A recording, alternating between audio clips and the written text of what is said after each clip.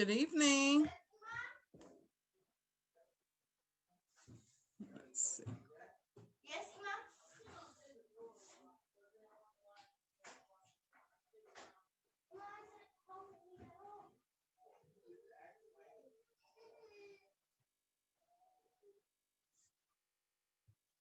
All right, I will go ahead and begin. Let me get to sharing my screen. So how do I write if I was to write? You know, they might ask me a question. I don't know.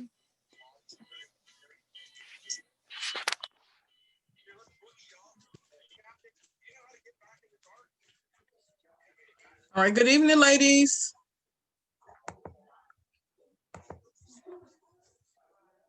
Let's see, we're gonna go ahead and share my screen.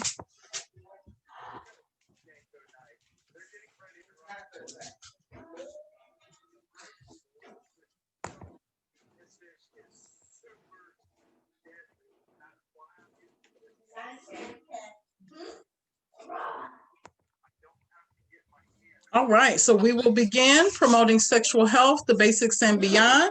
If you could mute your phones, that'll help with the recording. I thank you all for joining us this evening. And we will work on units 5, sexual response, and unit 6, sexual orientation, attraction, and identity. I don't know how to do it. Okay. So this unit has, let's see, about 7 different chapters. Then we'll review the interactive activity and do the quiz together. So everyone has the capacity for experiencing pleasure. So Alfred Kinsey and his colleagues were among the first to scientifically introduce men and women as sexual beings in the context of pleasure. So Kinsey, Pomeroy, and Martin in 1948, and Kinsey, Pomeroy, Martin, and Gebert in 1953. What we view as a romantic and erotic and how we experience arousing stimuli varies greatly from person to person. So each of us experiences pleasure in numerous ways and perhaps unlimited reasons. Our individual capacity for pleasure is perhaps limited only by the restrictions we create, such as pleasure can be experienced on many levels, including physical, emotional, psychological, spiritual, and perhaps relational. So models of sexual response. There are a number of models for describing the stages of human sexual response. Research has been inconsistent in determining which of these models most women identify with. So there was a study in 2007 by Sand and Fisher where it examined women's endorsement of the sexual response models. Results of this study indicated that an equal number of women endorsed each sexual response cycle. These competing ideas about how things work can be interesting to explore. So we present 3 models and suggest that there is value in each. So what we're going to do is go over the research and compare those 3 models. And you will find out that there's a bottom line to it. And is that we all don't experience this sexual response cycle or arousal the same way. So they're going to go over some different type of ways that you see this come about. So let's go into Masters and Johnson's model. So theirs was from 1960. William Masters and Virginia Johnson developed a 4-phase model of sexual response. It starts with excitement, goes to plateau, it has orgasm and resolution. Hint, hint, take notes. This is on a quiz. So this is one of those models, okay? Excitement, plateau, orgasm, resolution. So their model demonstrated a difference between male and female sexual response. For males, the resolution phase includes a refractory period, during which he is likely to be unable to experience another orgasm. The model also describes the capacity for multiple orgasms prior to a resolution phase for women. So this model is based on their work providing therapy to couples using a behavioral framework. A common criticism of this model is that it was developed based on work with women who could not only experience orgasm fairly reliably, but who could do so in a laboratory setting. That means that orgasms came easy to them. They're like, why don't y'all get a balance of people who were average, may not have ever had one, and balance out the research. So, but these people were able to do it, and it didn't matter that it was in a clinical setting. So some sexuality researchers have questioned whether there might be differences in sexual response model for women who are less likely to orgasm or who do not experience orgasm. For example, do these women spend a longer amount of time in the excitement phase? Additionally, this model was linear in nature, with one phase always happening before the next, which is not necessarily how sexual response always works. So what happens to arousal and excitement if and when a woman does not orgasm? So Masters and Johnson's model, although still widely used, it ignored the psychological and motivational factors. Okay, so that's key. So now let's go to the second model, Helen Singer Kaplan's model. So later, at the end of the 1970s, a pioneering sex therapist and author, Helen Singer Kaplan, suggested that, based on her experience as a therapist, sexual difficulties fell into three categories. There was desire, excitement, and orgasm. So these then became the three phases of her model for sexual response. By including the desire phase in the model, Kaplan presented a unique perspective of including non-genital changes in sexual response. While this was a welcome addition to the discussion for many women and even more men, spontaneous sexual desire does not proceed and cause sexual interactions.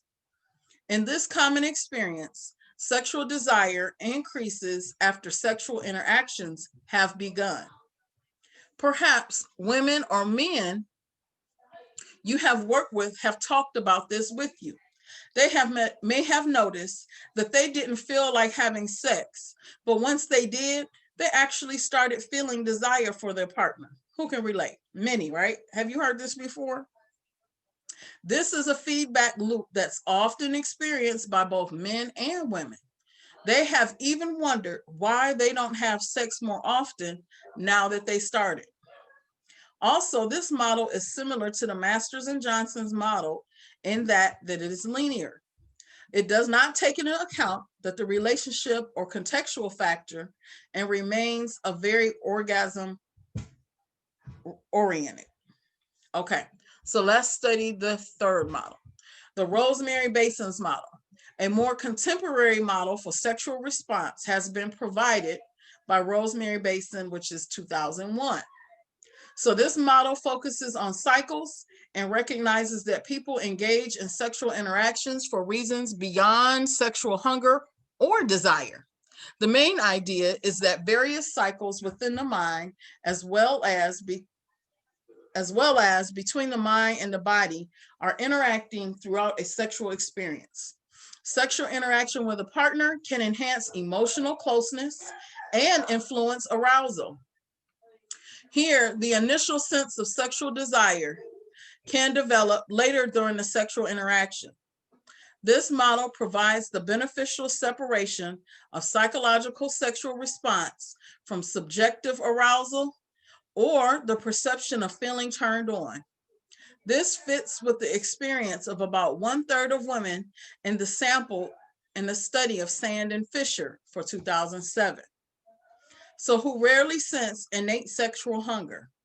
However, those women who were more likely to endorse this model of sexual response had more poorly adjusted sexual functioning than the women who endorsed one of the other two models we discussed above.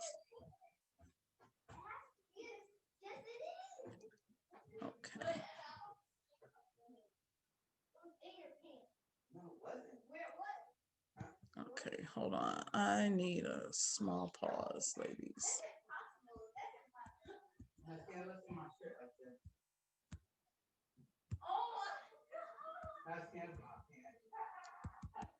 All right, give me just a minute.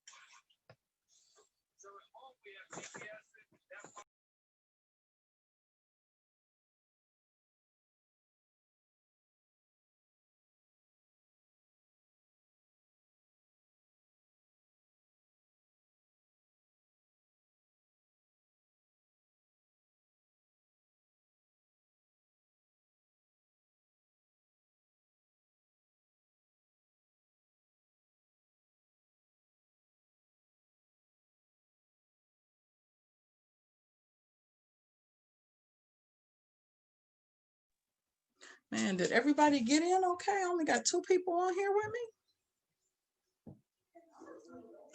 We went from 18 to 2. Okay.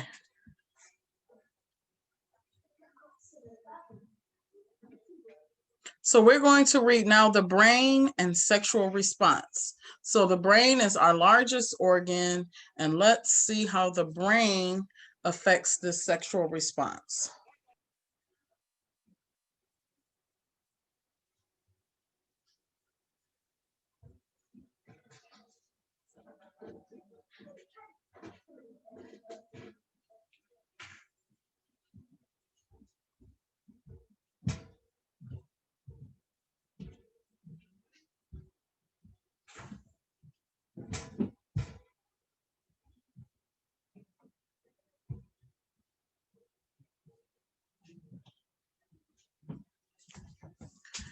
All right, so the brain and sexual response. It is well established that the brain and the body are not separate entities when it comes to sexual response.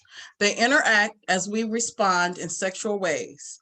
However, they may react differently for men and women. A recent examination of literature on the topic by Cheevers and colleagues in 2010 found that men tend to have a greater deal of agreement between their thoughts and their psychological response than women did. So often women are less able to recognize when they are aroused. So just that statement that they found that men tend to have a greater deal of agreement between their thoughts and their psychological response. Men are able to compartmentalize their thoughts and categorize. This is like work, that's over there. But right now, while I'm looking at this, I'm focused. So they're able to do that a little more than women can, okay?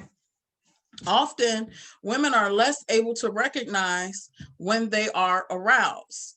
This could be due to the different levels of visibility of psychological arousal response. So with men, they can see that they are aroused, but women, it isn't as visible. Regardless of whether it is recognized or not, the brain plays a strong role in sexual response.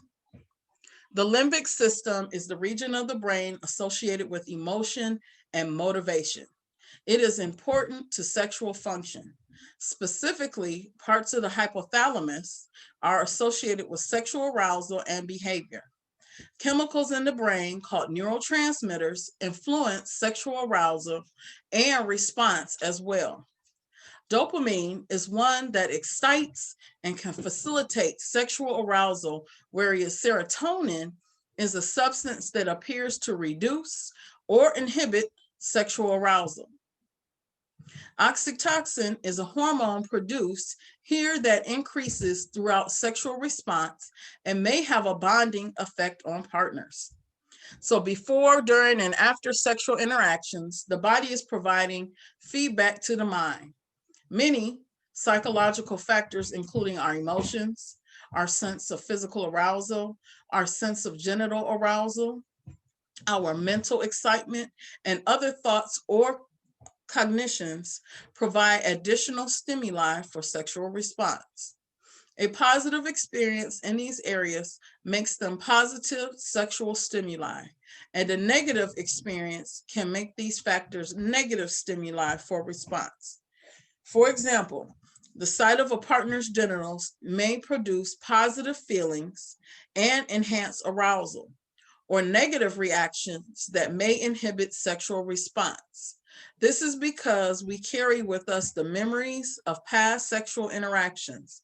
We also carry the connections made in our mind about these stimuli and how they have worked for us or not in the past. These memories, as well as our values and feelings about what is right or wrong, attractive or unattractive, sexy or not, can influence how we translate the stimuli now and in the future. Of course, our five senses play a very big role in our sexual response. So those memories that they're talking about, as well as the values and feelings, they can be heavily impacted by what we call trauma. So if you run into clients or anyone, maybe even yourself, that has experienced sexual trauma or any other type of trauma, it could have an impact on their sexual response because the brain is sending signals to that person's mind. So the partner doesn't necessarily have to do anything wrong, but there could be a trigger. It could be the cologne that he's wearing, or the smell, or the something. So here, let's go over the five senses and how it plays a big role, okay? Touch. Touch and fulfills one of our most basic sexual needs. The erogenous zones are places that feel good when touched. Our primary erogenous zones are the body parts with the highest concentration of nerve endings. They include the genitals, the buttocks, the breasts, inner thighs, armpits, navel, neck, ears, and mouth. Now, the secondary erogenous zones include all the other parts of the body that a person may find pleasurable to be touched. Now, erogenous zones may vary from person to person, so it's important to emphasize communication about these preferences with a partner. So sight can influence sexual response too, as evidenced by the popularity of commercial erotic commercials such as porn. Culturally, men are encouraged to enjoy and use visual erotica more than women are, and it's known that men and women respond differently to various sexual images. So only in recent years has there been increased availability of erotic videos that are designed to appeal women, from female directors such as Tristan Taormino or Belladonna. Some people find it important to maximize the visual stimuli available to them. As a result, will incorporate sexual images into their sexual activities, including images provided by others, videos, magazines, webcams, etc., and those of themselves, such as using mirrors in their sexual interactions. Another way sight can enhance your one's sexual response is using a blindfold. When you cover your eyes, or just like we have in our catalog, we have an onyx blindfold.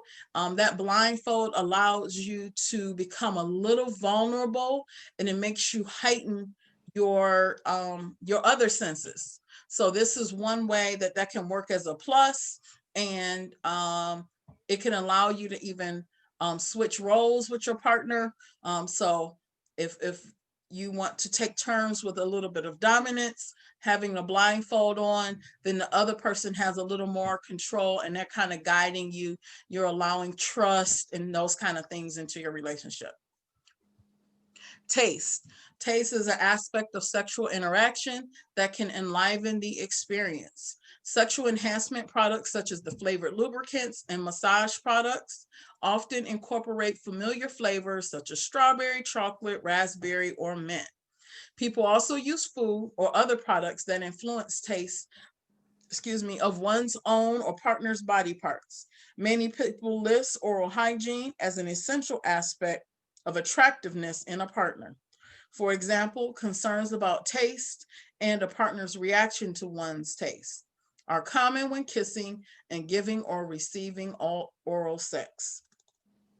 So even though they name that people use food and other products that influence taste, we know that when we're advising our clients, we don't want them to use things like whipped cream, strawberries, and all kind of fruits on their genitals, because it does cause a problem with the pH balance for many. So it is not considered safe or healthy. So of course people can do what they prefer, but that's why we make the lubricants and the products that are flavored to help people to avoid using food substances, because they end up with yeast infections from natural sugars. Smell is the sense that can best trigger a memory, such as plays an important role in the sexual response. People vary in what smells they prefer during sexual interactions. Natural body odors may be appealing to some, while others may prefer a more deodorized or perfumed experience. It is unclear what role pheromones, a substance secreted by females, by play in sexual interactions. However, we do not know that most pheromone products that are currently for sale do not work to enhance sexual attraction or arousal. Rather, most are best considered to be novelty products that may be fun to use, but that are not guaranteed any time of sexual response. So because pheromones, like the particular ones we sell, which is Basic Instinct and Basic Instinct, and let me see, as well as the Body Dew, have pheromones in it. It is based on one's pH balance. It does not smell and work the same on everyone. However, it may have a great impact on others. It is not like a 100% guarantee what the response is, but it has been found to be very, very helpful. So smell is a heavy trigger. So I've known of a client, there was a couple, and one had pretty much like a resistance or a trigger to lavender. Lavender can be used for many different things. So one partner was using lavender to put on their feet and bathing in it. And when they were coming to bed, the other partner was losing all sexual arousal, libido, everything was going out the back door, and they had to do a little talking to try to figure out what was happening. I don't even think the other person understood or knew why they were so turned off. But smell, sound, and its importance to sexual response can also vary widely from person to person and from interaction to interaction. Language used, noises made before, during, and after sexual interactions are highly individualized and situational. Culturally, there's an expectation of how masculinity or femininity relate to sexual language and sounds made during sexual response. For example, the traditional expectation held by some is that a lady would use vulgar language or be loud during sex.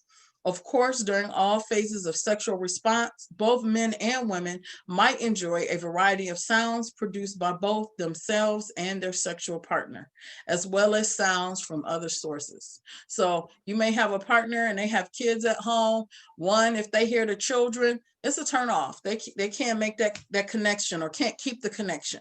Where you may have some other partners, they're like, hey, while we getting it on, whatever else don't even matter. So you never know, but sound can play a part. So if you need to put that music on so you can help the other partner stay focused and tuned in to the interaction, that could be really, really key. So all the senses can be both enhanced. It can both enhance or inhibit the sexual experience. So it depends on individual preferences. There's a great deal of variation between both women and men within each gender, but from individual to individual. So for example, in a study conducted by Graham and colleagues in 2004, they found that what one woman may have found exciting in one setting or context, they have found that the same thing was a turnoff in another context. Similarly, what one man or or woman found to be a turn on, another man or woman found to be a turn off. This emphasizes that importance of getting to know preferences of a partner through communication. So fantasy. Fantasy is another way that the mind is connected to sexual response. Romantic and erotic ideas are a very popular way to enhance sexual response and may play a role at all stages of the response cycle. It may be that an erotic thought or fantasy is what triggers sexual desire, or perhaps it facilitates sexual excitement and orgasm during sexual interactions. Fantasy is actually a very common suggested technique in couples therapy for treatment of issues concerning desire, arousal, and orgasm. Interestingly, Hicks and Littenberg in 2001 found that 98% of men and 80% of women reported having fantasies about someone other than their primary partner in the past 2 months.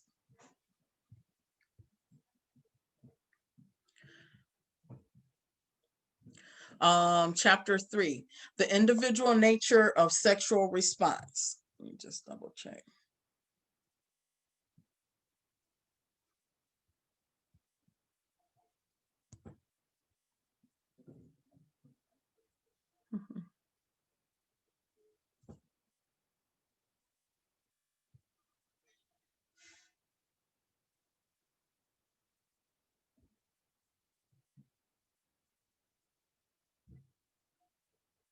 Okay, I was checking on a few more people. Thank you for your patience. Okay, so those who have worked in a therapeutic role with people who have sexual difficulties and concerns, note that there are wide variations in what people respond to sexually.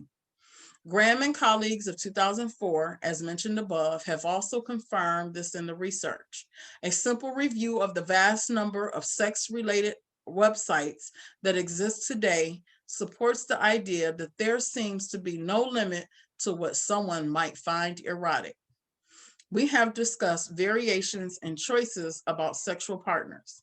We know that people may be attracted to others of the same, the other, or both genders, while some have no attraction to others at all.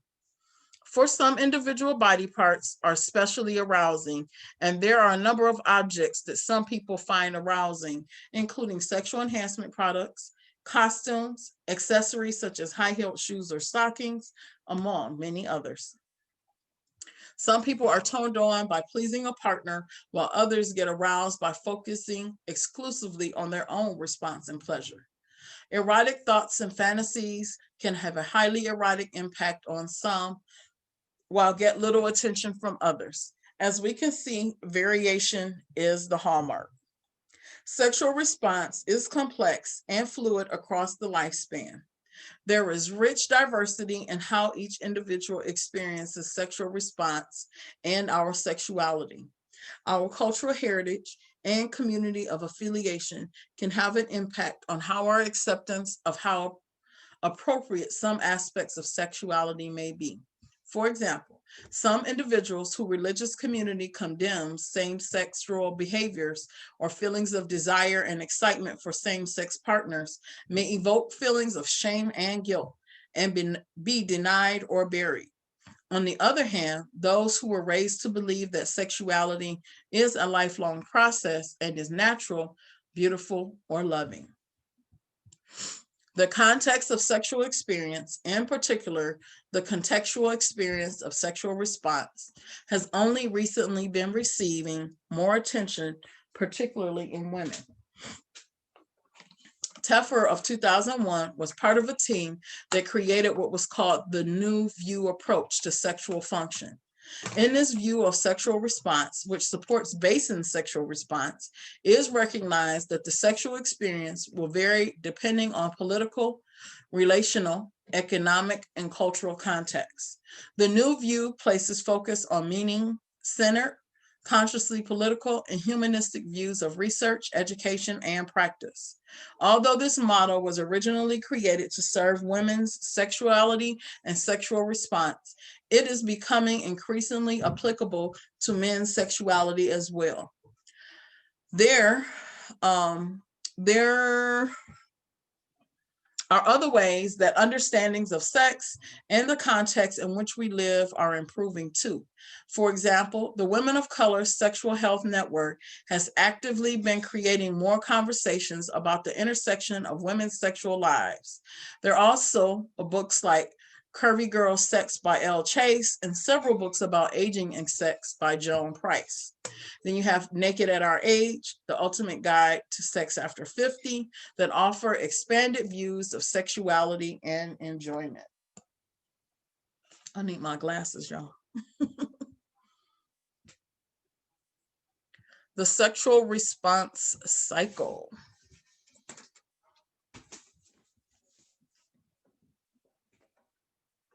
Oh no.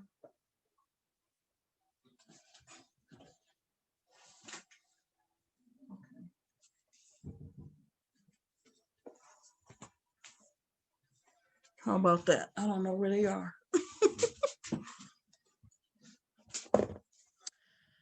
Despite its flaws, Master and Johnson's model of sexual response is still the most commonly used response.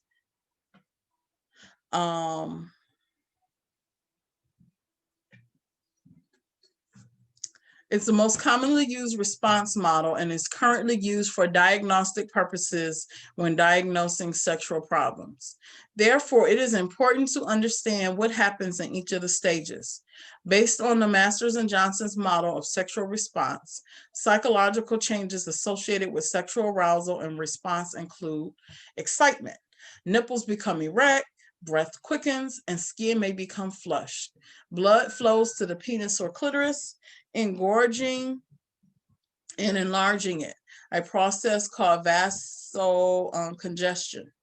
A woman's vagina will begin to lubricate, though vaginal dryness and difficulty with lubrication is more common as women age and reach menopause. But during excitement, contractions around a woman's uterus can lift the uterus upward, making more space in the vagina in terms of length and width. This is called tenting. This can make vaginal intercourse or vaginal sex toy play more comfortable and pleasurable for women. So that process of the woman's uterus lifting upwards, the vaginal walls expand, and that you need to get through a portion of the arousal process or that excitement in order for your body to send the signals for increased blood flow and for all this activity to take place. And that is typically called foreplay. Warming your oven before you start baking your cake. Plateau. The heart rate or blood pressure, breathing, and muscle tension all increase. So for men, the testicles draw closer to the body, and a man approaches the point of ejaculatory inevitability.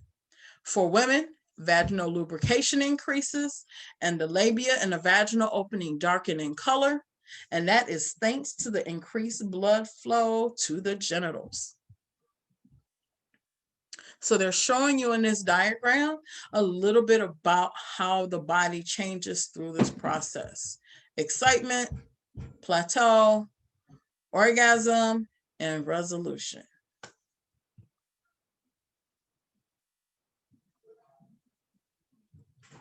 Orgasm.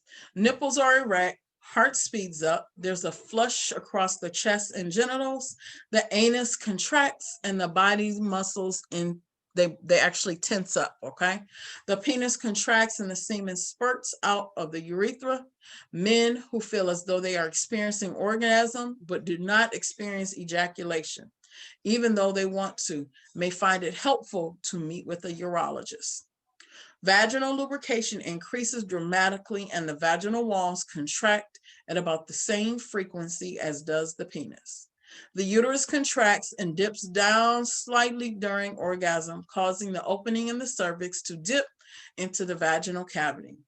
Some women sometimes experience multiple orgasms within a short span of time. Resolution.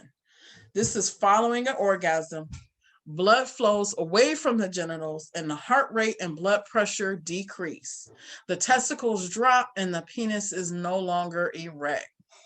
Research suggests that most men require a resting period of 20 minutes and longer for older men before the psychological arousal or erections will occur again.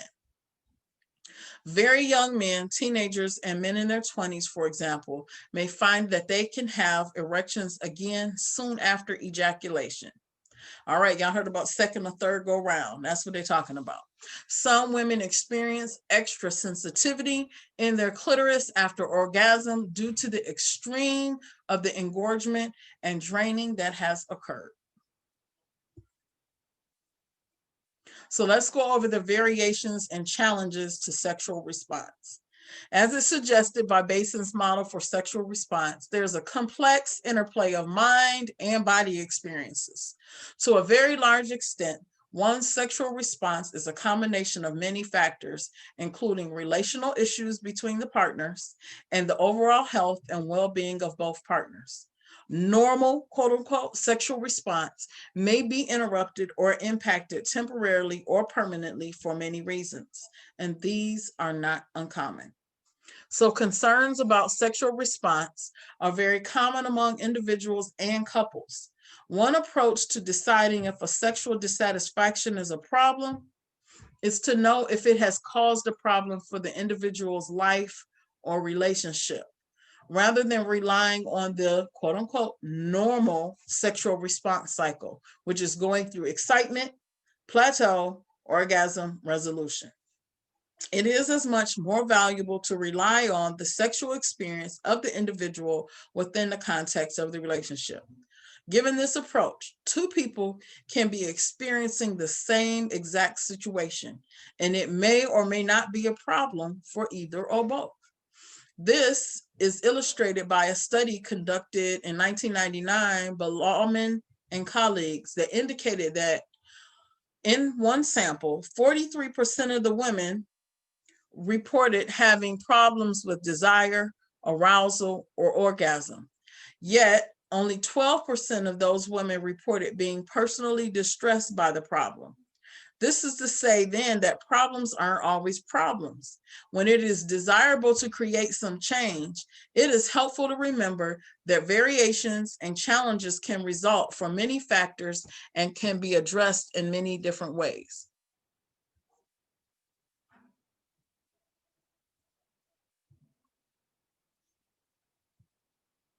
How's the recording now, Adrian? No, she said she heard something in the background. All right. One very common complaint among couples is the imbalance of sexual desire between partners, and sometimes called a desire discrepancy. It's also common. Okay. Let me just double check. Okay. All right. So desire discrepancy is so very common. I think in a lot of different Facebook groups, I see a lot of these different posts, and I hear about this so frequently that I'm sure that we're greatly needed to share our input and perspectives to help others, okay?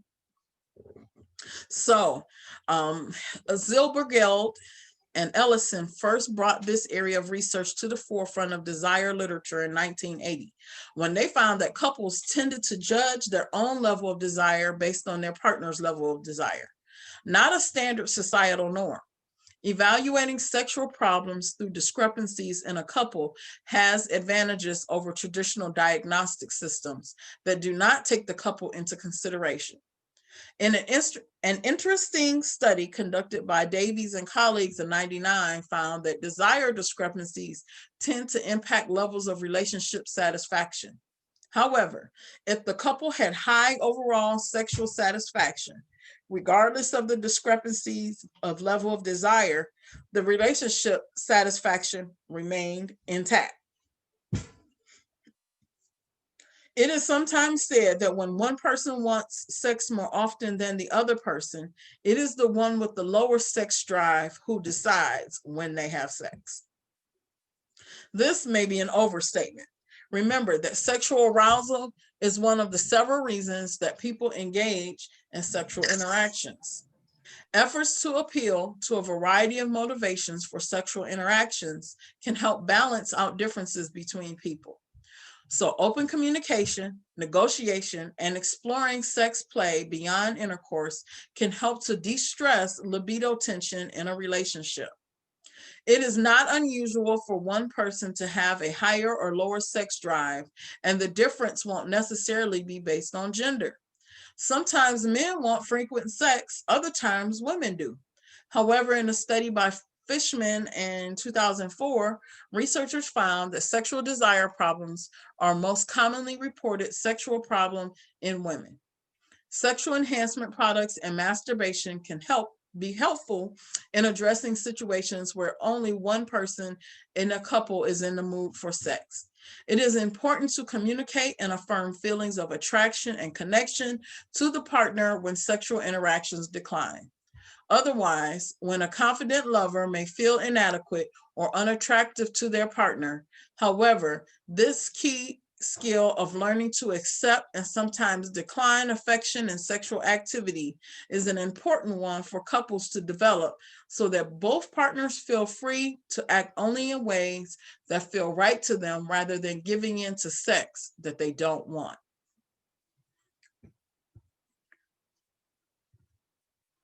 So variations and challenges to sexual response, part 2, it's continue. It is also important to note that one's level of sexual desire varies across the lifespan. So sometimes people go through times when they experience very high sexual desire, and other times they find it difficult to feel interested in sex. Most of these are not diagnosable problems. In fact, quite often, people experience lower levels of desire because of common everyday life stressors such as having had a baby, feeling overworked, not having had enough sleep, or feeling sick. It's important to acknowledge that sometimes sexual problems are an appropriate response to a particular situation. In fact, motivation to engage in sexual activity may come from a variety of sources. For example, research has widely supported that a primary motivator in women's sexual response is emotional closeness with a romantic partner. If the emotional closeness isn't present for some people, it may be natural for sexual response to struggle. Some challenges to sexual desire that create dissatisfaction for individuals include hypoactive sexual desire. That's the absence of desire or minimal desire or response prior to or during sexual interaction. Sexual aversion, that is actively avoiding sexual interactions. And then there's hyperactive sexual desire, a persistent desire for sex that is difficult to satiate. So these types of sexual problems are best diagnosed and addressed by a professionally trained counselor or therapist. If women or men who you are working with seem to experience ongoing problems with sexual desire, you might suggest that they meet with a therapist. They can find one through the website of American Association of Sex Educators, Counselors, and Therapists. Sexual arousal can be a source of dissatisfaction for both women and men. Among known challenges, there's female sexual arousal disorder. That is the difficulty or ability to attain adequate lubrication and genital swelling, and difficulty or inability to feel sexually aroused. Then there's persistent genital arousal disorder. That means the genital and breast vasocongestion and sensitivity persist for hours or days, and that it is resolved only temporarily following orgasm, and it is not associated with desire or excitement. Just it stays aroused and increased blood flow, and it doesn't turn on and turn off so well. Male erectile disorder, difficulty or inability to maintain an adequate erection for desired or sufficient length of time, also known as ED. Again, while women or men may experience an occasional difficulty with arousal, A trained therapist or healthcare provider best treats persistent or troublesome problems with sexual arousal, as some arousal problems, such as erectile difficulties or persistent arousal, may be an early symptom of a serious health condition, such as diabetes or cardiovascular disease. While the vast majority of men occasionally experience erectile problems, chronic ongoing problems with achieving and maintaining an erection is a different matter. This becomes problematic when it interrupts sexual interactions and causes concerns for one or both people involved. Orgasmic disorders are also among those that challenge one's sexual response. That is, including problematic timing of ejaculation, meaning ejaculation happens either too early or is delayed by absence of male orgasmic disorder. In both cases, the timing is subjectively determined by one or both partners to come at the wrong time, either with too little stimulation or it is delayed or absent by completely. Female orgasmic disorder. A woman's orgasm is substantially delayed or absent. Primary and secondary orgasmic disorder is the primary orgasmic disorder refers to having never experienced an orgasm, while secondary orgasmic disorder refers to a cessation in one's ability to achieve an orgasm after a period or experience at least one prior orgasm. As with other types of sexual issues, professionally trained therapists and healthcare providers can be helpful to women and men who experience ongoing issues with orgasm and ejaculation. Sexual pain problems can occur in both women and men, but tend to be more common in women. Pain problems may interfere with an aspect of the sexual response cycle and can be distressing for all members involved. Sexual pain problems include dyspareunia, which is recurrent or persistent genital pain associated with sexual intercourse in either male or female. Then there's vaginismus within women, recurrent and persistent involuntary spasm of musculature. I'm not sure that term. Spasm of the musculature of the outer third of the vagina that interferes with sexual intercourse. And then there's annata dyspareunia, which is pain during anal intercourse. A number of physical and psychological factors may contribute to sexual pain. If a woman or man you work with brings up sexual pain problems, the first step is usually a physical medical exam with a physician who has specialized training in sexual pain. Pain during sex, 9 times out of 10, is a sign that there is a underlying issue there that needs attention. So make sure as sexual health promoters, we're not taking on that role or that position because we are not therapists, we're not physicians, and that's really important for us to recognize when we can be of help or when we should assist someone, I would say, in finding the help, the proper help that they need, the professional, certified, licensed individual. Lifestyle influences on sexual response. As is the case with most other aspects of our bodies and our health, one's lifestyle has an important influence on one's sexual response. For example, stress, whether from work, caring for loved ones, within a romantic relationship, can have tremendous impact on sexual response. Alternately, a healthy sexuality can also help to reduce stress. Overall health, which is greatly influenced by general lifestyle, is central to sexual interactions and sexual response. If a person is ill and feeling very tired, they are unlikely to have the energy for sex. If they are in pain, they are less likely to desire sex. Mental health conditions such as depression can impair sexual desire, ease of orgasm, or other aspects of sexual desire. I will include mental health conditions can sometimes also increase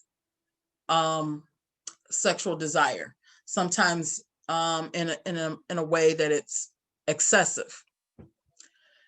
Medications and health treatments can inhibit sexual response. For example, some medications make it more difficult for women or men to orgasm. Others contribute to low sexual desire or cause ejaculatory pain. Additionally, it is often difficult to untangle whether the side effects of the medication are the cause of the sexual problem or the actual problem the medication is treating are the cause of the sexual problem. If possible, in consultation with a physician, try different medications to treat the health problem in order to find the best combination for an individual to impact the sexual well-being of an individual as minimally as possible.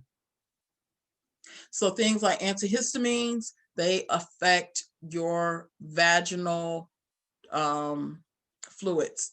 So it may make you much drier than you would be without taking them, but there is a list of medications that will affect your hormones and your body's natural functions. And so it is really, really important to maybe ask probing questions if you have a client that is needing a lubricant or expressing that they need that. Are they perimenopause? Are they menopause?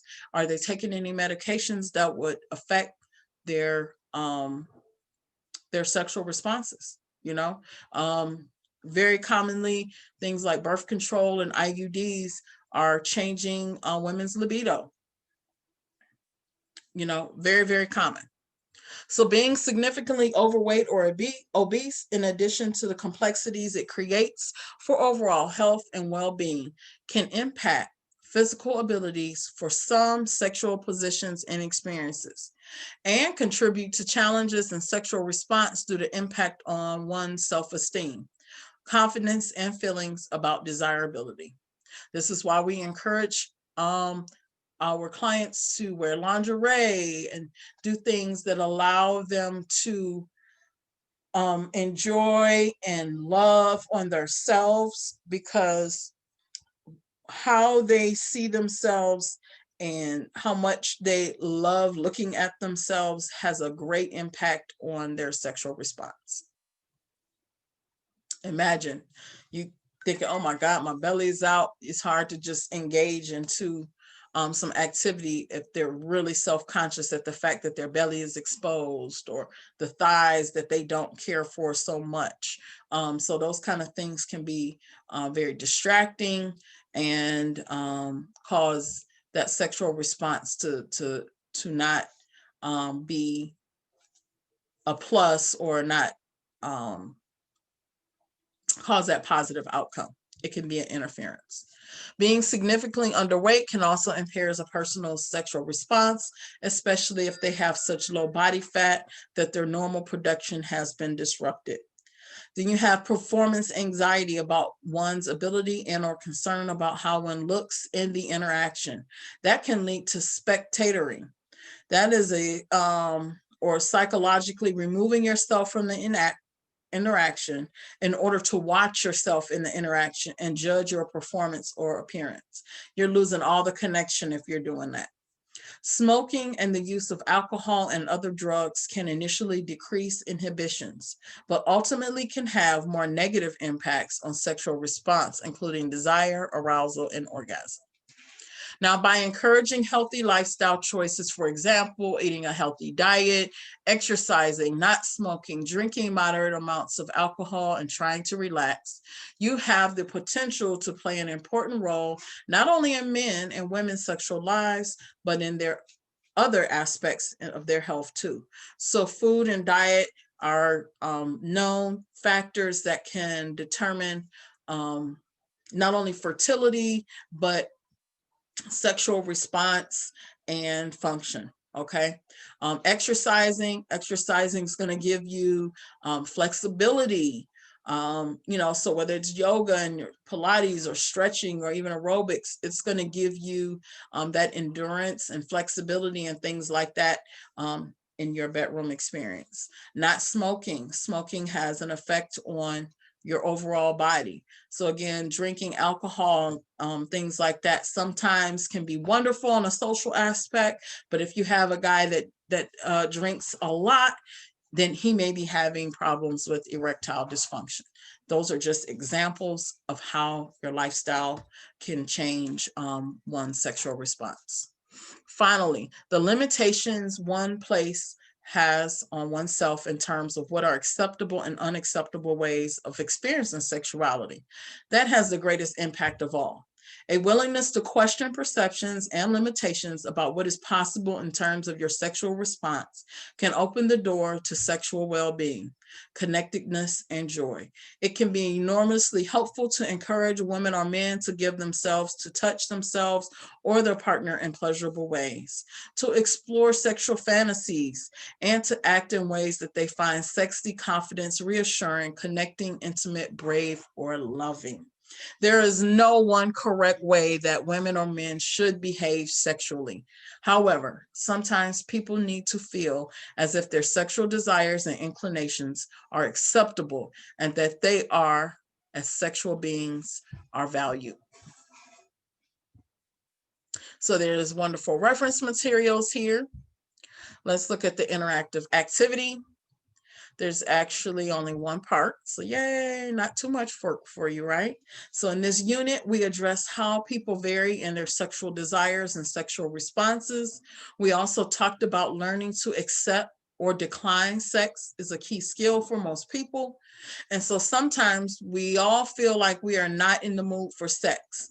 Please share some examples of how people can decline, say no to sex that they don't feel like having, in ways that are clear and also respectful of one's partner. So say no to sex must be communicated clear and direct. Tell them you don't want to and name the specific activities if there's something else that you would like to do. Clearly using the word no, but be confident and know what you want and share your idea verbally. And those are just examples of what I have put down, pretty much having a discussion. So now we will go to the quiz. All right, who's on here with me? Y'all ready? I definitely want a little participation. All right, all 5 senses play a role in sexual response. Let's go. True. Yes, all 5 senses play a role in sexual response. 2, it is important to compare your sexual response to the sexual response cycles rather than your partner. True or false? False. Yeah. So you want to make sure you're matching it with your partner, because remember, we're individual. And you know, like we did that quote unquote like normal. You don't want to just stick in that box. All right. 3, sometimes sexual problems are a natural reaction to a particular situation. True or false? True. Very true. If you stressed out, would you expect your body to respond exactly the same way you do if you all excited and, you know, having a wonderful day? No, your sexual response is going to be so different.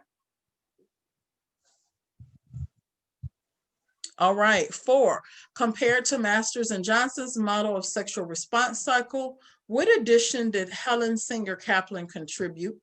So there was arousal, desire, orgasm, and excitement. True. Which of these 4 did Kaplan's? Wait a minute. Excitement, orgasm, Desire. Okay. Was that Simone that said desire? So desire is the one that Helen Singer Kaplan added on.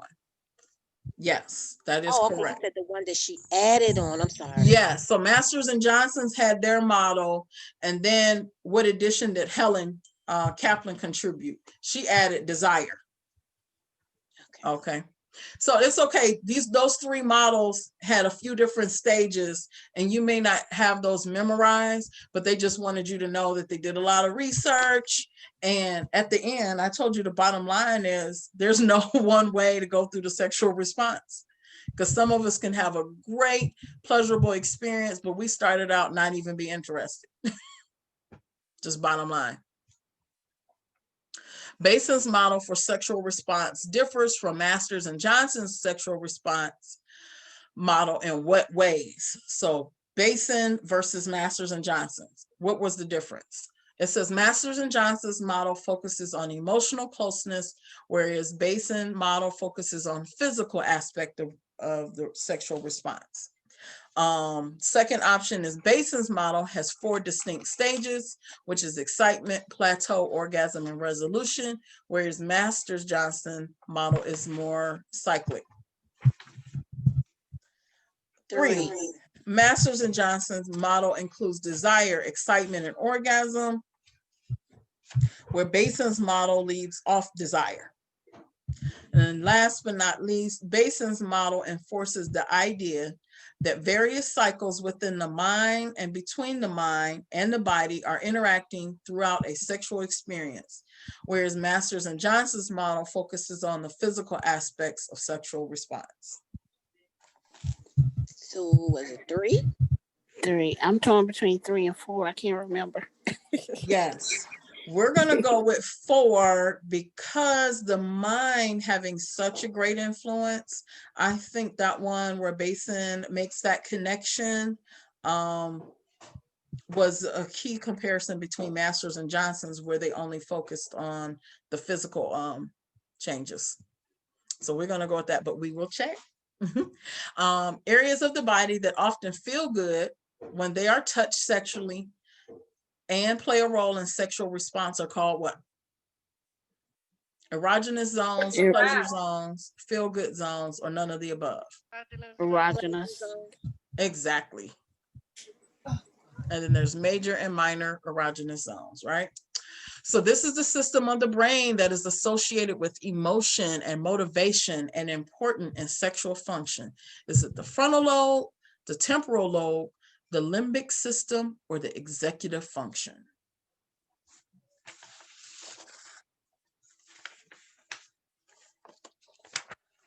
Is it temporal? It is the limbic system. Wow. So you gotta look that one up. These researchers were the first to scientifically introduce women and men as sexual beings in the context of pleasure. Who was that? Was that Kaplan, Masters and Johnson, Kinsey and colleagues, or Basin?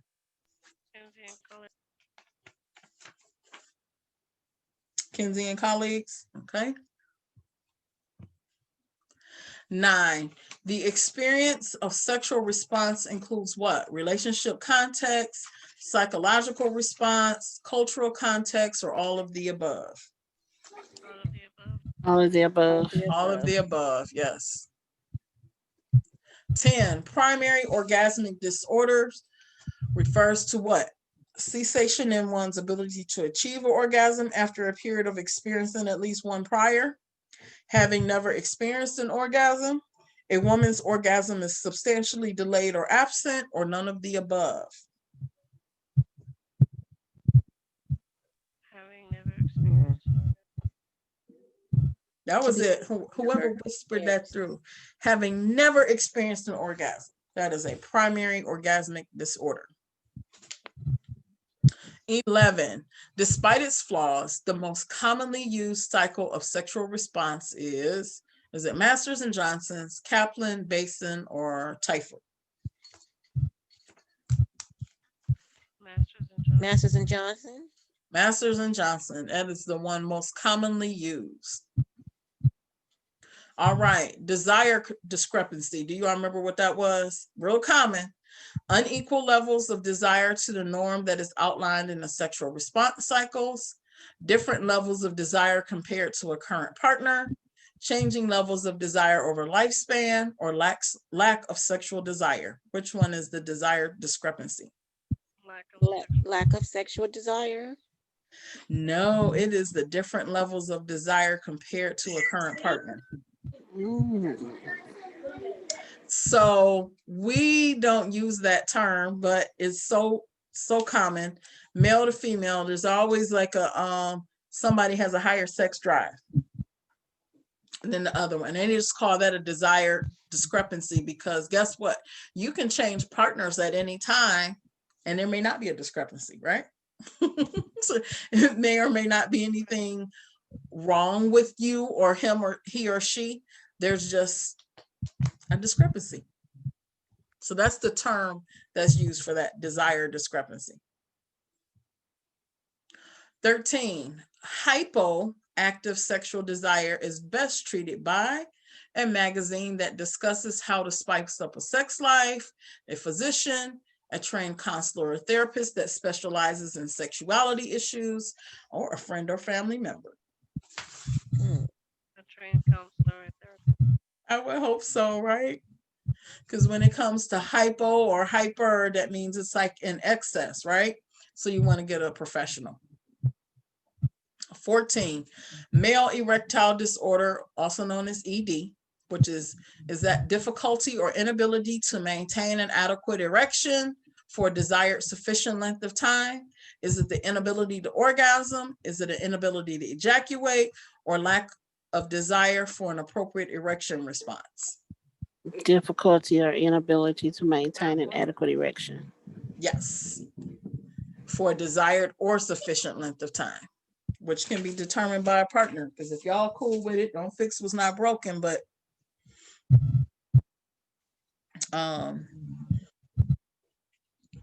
usually the individuals involved determines if it's sufficient. That's why it's like quote unquote sufficient time. When blood flows to the clitoris and labia, engorging and enlarging them, this is called, is it resolution, vasocongestion, dilation, or all of the above? All of the above. Oh,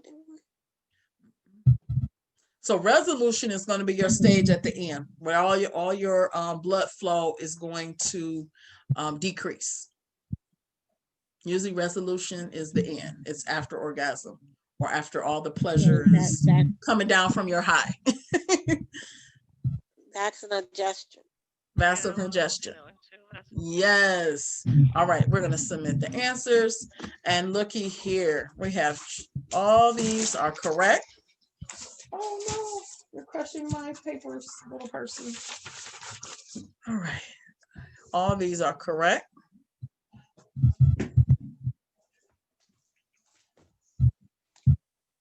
Just double checking. Yes, yes, yes. 11, 12, 13, 14, and 15.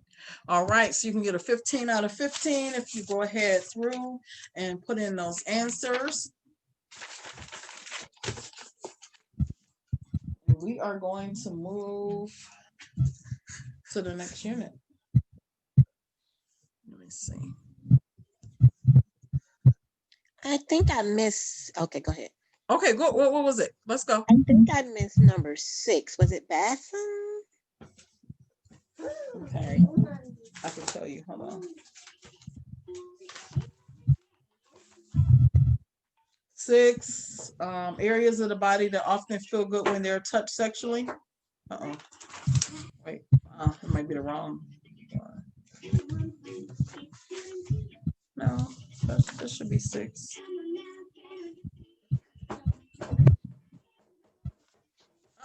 Little person. Hold on, y'all. I'm gonna have to go get somebody to come get them. Yeah, 6 was erogenous zones. Hold on, y'all. Was that number 1? Here, go back with the babysitters. Come on. Come on. All right. Babysitters. Hello? Anybody home? I saw looking for you. Tanya, are you on? Yeah, I'm here. Was 6, number 1. It was 6 was erogenous zones. I can't hear you. She said 6 was erogenous zone. Was that number 1? Yeah, number 1. Okay, thank you. All right, y'all. Okay, did you all need any other answers? No, that was it for me. This Valerie, that was it for me. Okay. Yay. All right, we are going to go to sexual orientation and attraction, identity.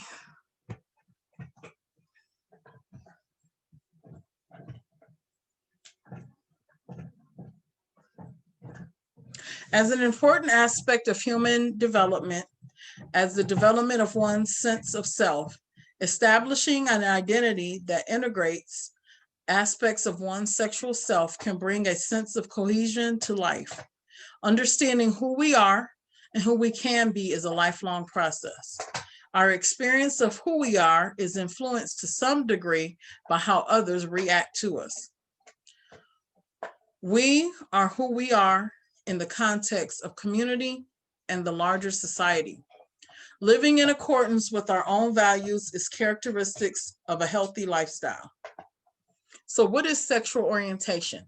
Sexual orientation refers to enduring patterns of emotional, romantic, and or sexual attraction towards men, women, and people of more than one gender, or to no one at all. Sexual orientation and sexual identity are used to mean many things. We use these terms to refer to the way people classify themselves sexually, such as heterosexual, straight, gay, lesbian, bisexual, and asexual. A person's sexual behavior and sexual desires may or may not be considered by others or to be consistent with their self-identified sexual identity and orientation. For example, some women who identify as heterosexual may have fantasies about being sexual with another woman. Hold on. I got another.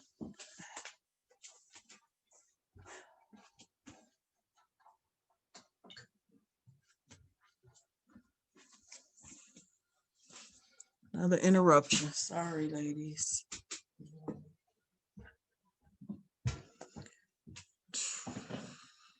Okay.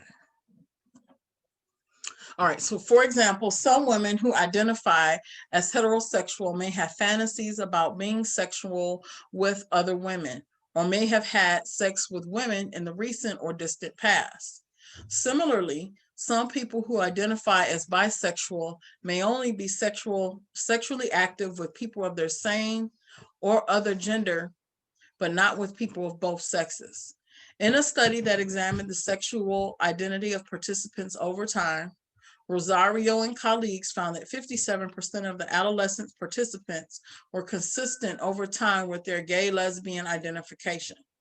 Almost 1/5 or 18% transitioned between bisexual and gay lesbian, and 15% consistently identified as bisexual over time.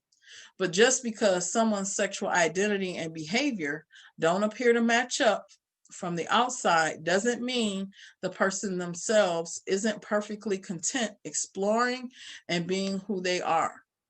Sexual identity and behavior don't have to follow any particular roulette or expectation. Everyone has a sexual orientation. Specifically, sexual orientation refers to the directions of your feelings of romantic and erotic attraction. Generally speaking, when we speak of the direction of one's sexual orientation, we are speaking of making distinctions between people being attracted to people of their same sex, attracted to people of the other sex, attracted to people of more than one gender. That's pretty much it under sexual orientation.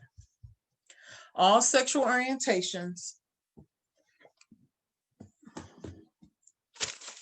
Do I have anybody else that has their stuff pulled up? I need assistance tonight. Y'all let me know. I would, but I can't do it on a double screen on my. Okay. All right. It is widely accepted that the direction of your feelings as an attraction may change over time. This means that a person's sexual orientation may change somewhat during their lifetime. Researchers, Lisa Diamond has dedicated a great deal of her career to understanding the fluidity of women's sexual orientation.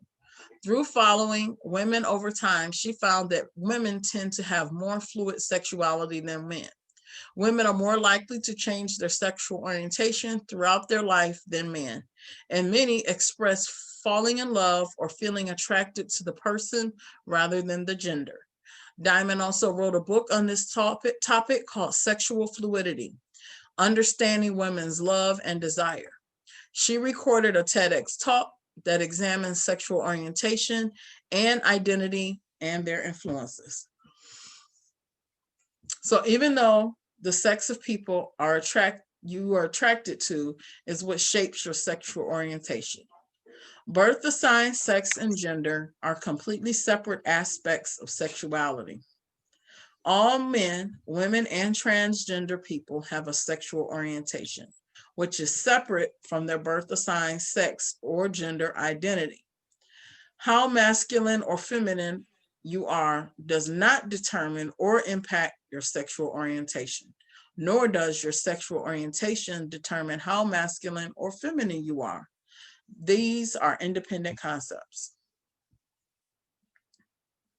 How common is it for people to identify as gay, lesbian, or bisexual? Many people are curious about how common it is for men or women to identify as gay, lesbian, or bisexual. And there has been much debate about this, not only within society at large, but also within the field of sexuality. For several reasons, it is difficult to describe within the population how frequently people are the various sexual orientations: gay, lesbian, heterosexual, bisexual, or asexual. Factors that decrease the confidence in statistics about sexual orientation include inconsistency in how research questions are asked, the diversity of contexts in which sexual behaviors take place, the fluid nature of sexual expression and orientation throughout your life, and cultural and personal attitudes and beliefs about sexual orientation. Most studies indicate that approximately 5 to 7% of Americans identify as non-heterosexual in terms of their identified sexuality. However, larger proportions of Americans may have sexual desires or fantasies about people of their same sex, or may have engaged with sexual behavior with people of their same sex. Again, just because a person identifies as a certain sexual orientation does not mean that we can tell what their sexual behaviors are like. Research across cultures has also shown that substantial numbers of men and women experience sexual activity with both genders during their lifetime, regardless of their self-identified sexuality. Differences exist across studies in terms of time frame in which the sexual behavior was measured. Lifetime meaning or past 12 months. And because many individuals who engage in bisexuality are particularly hidden in large-scale empirical studies, have behavioral in large-scale empirical studies, behavioral bisexuality among women and men has been found to be between 0.7% and 5.8% in the general US population. In addition, rates of bisexuality in samples of men have been found to be higher among African American and Latino men than among white men. Then you have sexual identity. Sometimes as a way to our own identity, and also as a way to help others identify us as we prefer. We embrace various labels to ourselves related to our sexual identity.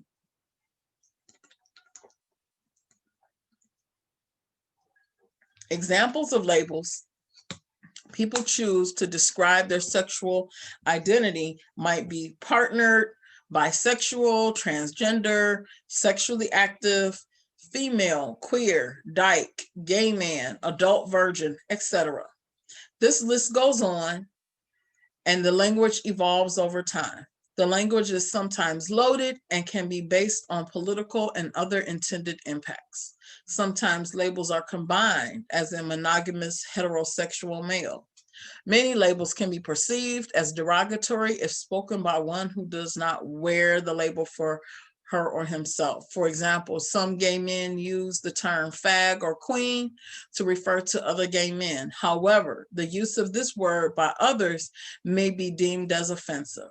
This is similarly to how some women use the term bitch in an affectionate or friendly way with their friends, but they may feel offended, hurt, or angry if a man were to use this term to refer to them or another woman. As such, it is preferable to allow people to self-identify in terms of the identity labels they choose to embrace, rather than assigning an identity based on our perceptions or stereotypes. When in doubt, ask people how they identify themselves and how they prefer to be identified, and respect their wishes accordingly. Also, try to remember that some people prefer to use no labels at all. Another variation still is that some people use labels with some groups and are more private about wearing that banner in other situations or in other groups. So be sensitive about outing others. This means try not to assume that because you know how someone prefers to be identified with, that they want other members of your group to know them that way too. As you would with other matters of self-disclosure, allow each person to self-identify each time.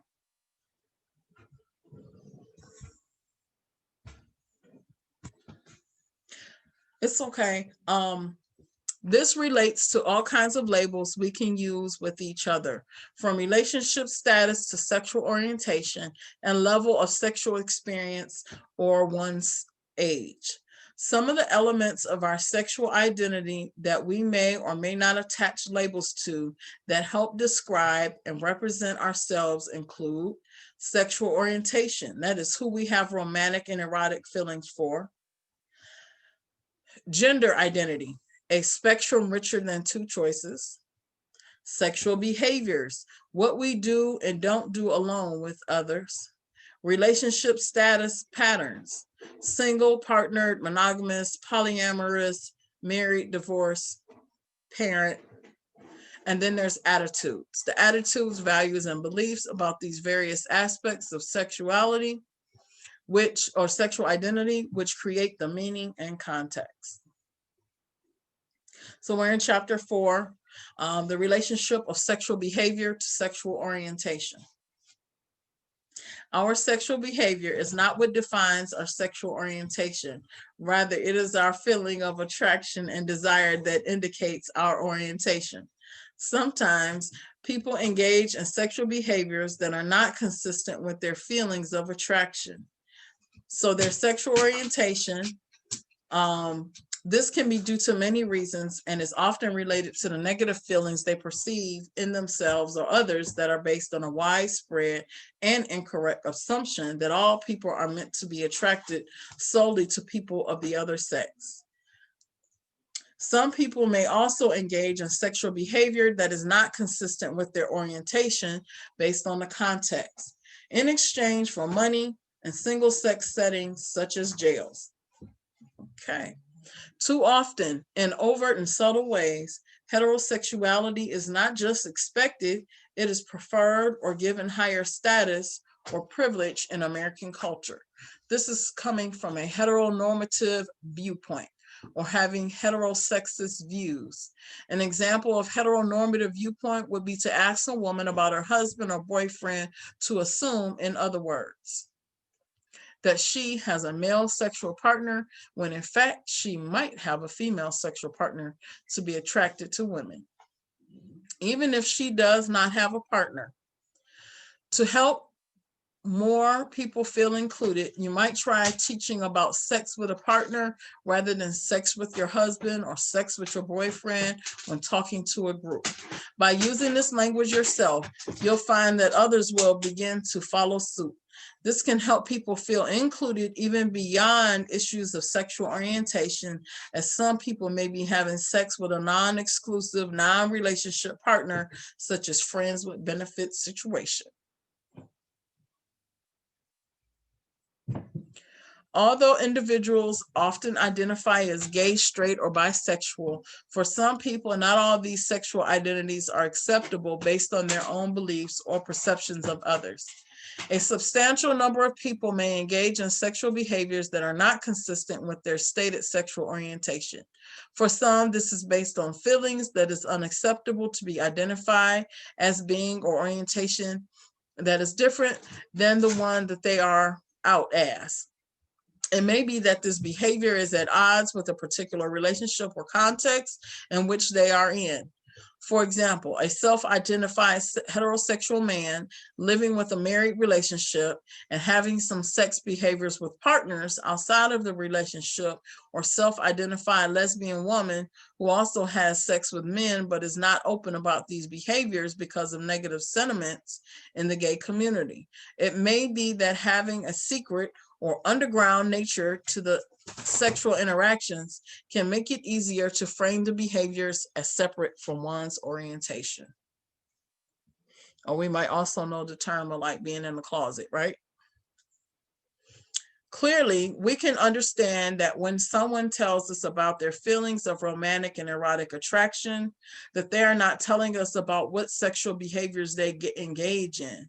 People of all sexual orientation do mostly the same sexual behaviors as do those with different orientation, with the exception of vaginal penile intercourse, which is the course required specific body parts. So do not assume that because you know someone's sexual orientation, you can assume they enjoy or engage in any specific sexual behaviors. Sexual behavior and sexual orientation are independent, and one does not determine the other. As an example, we know that nearly 40% of adults have tried anal sex at least once, and though far fewer engage in it with any regularity, we don't assume all gay men enjoy or engage in anal sex, regardless of the popular stereotypes. In fact, many gay men have not had anal sex. The vast majority of the people of all orientations, genders, ability levels, and ages engage in kissing, cuddling, as well as masturbation. So using a more holistic definition of sexual behaviors allows us to honor the range of sexual expression that is more similar than different among people of different orientations. Many people report the engaging in behaviors that are arousing and pleasing for partners, and others is as enjoyable and potentially a turn on. This might include all kinds of sexy and provocative behaviors that are not necessarily driven primarily by the one's personal feelings of attraction. Simply said, sometimes we enjoy things because other people like it. That may be in part what behavior such as two or more girls making out at parties with the intent to arouse men observing them making out. These young women may or may not identify themselves as bisexual, although research on this behavior also indicates that sexual experiences with the same-sex friends can serve as an important role in the development of sexual identity. Generally speaking, we can't know the motivations for or feelings behind sexual behaviors unless the people involved tell us. If we are wondering if people of one orientation do a particular behavior, we are best informed about this by knowing if the people of other orientations do it.